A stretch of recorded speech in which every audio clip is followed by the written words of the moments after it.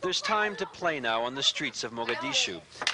The civil war seems to be over, but the damage is done, not just to the landscape, but to the bodies and souls of the children. You guys don't know what war is. I've seen my own parents raped, our stuff taken, my own family starving to death. I've seen people sell us food that had been given to us for free, just because they had a gun. I live in a shack now. I never thought I would live like this. I used to have a house. This is what war has done to me. Nowadays, Fatim is camped out on the outskirts of the capital, Mogadishu. She fled like the others when fighting ravaged their hometowns. They ask questions I really can't answer. How do you explain to these kids? They ask me, "Mother, why are we here? Why can't we go back?" They demand we go back. How do I explain their homes are gone? While an estimated 250,000 children died last year, nobody knows how many survived without their families. Orphans are everywhere. Children have become parents. We are her sisters and her parents. She will live with us from now on. Virtually every child has lost somebody, but some have lost everyone. Aid workers call them the all-alones. Well, many kids you'll see sitting down, reflective. Rather than playing around, playing football, you'll often see them sitting down almost like an old man, reflective, thinking about the past. They cannot get away from what they've seen before, from the trauma.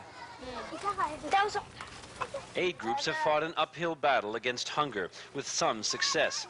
Now they're calling in child psychologists, expert in trauma caused by war and famine. We have to differentiate between a distorted life and a distorted mind. We used to think when the famine is under control, then we all are happy. The children are not.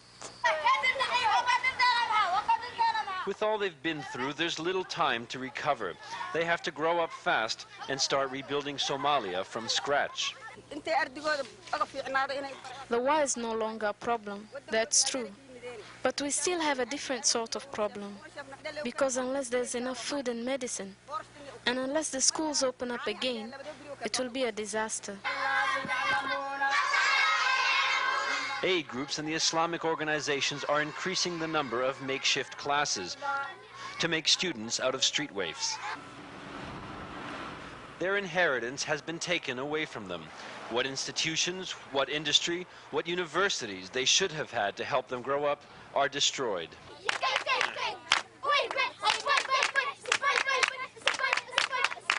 With so many adults dead, their oral tradition, their songs may also be dying off.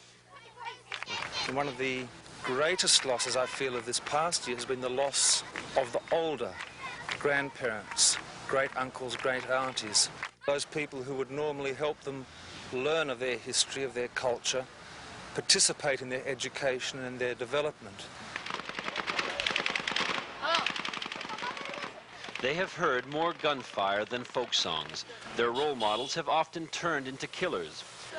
Will they too reach for guns to solve problems? They say they are for peace. They say they're against war. But can they unlearn their parents' mistakes? The children of Somalia have led hard lives. It's going to be that way for the rest of their days. Stefan Kotsonis, CNN, Mogadishu.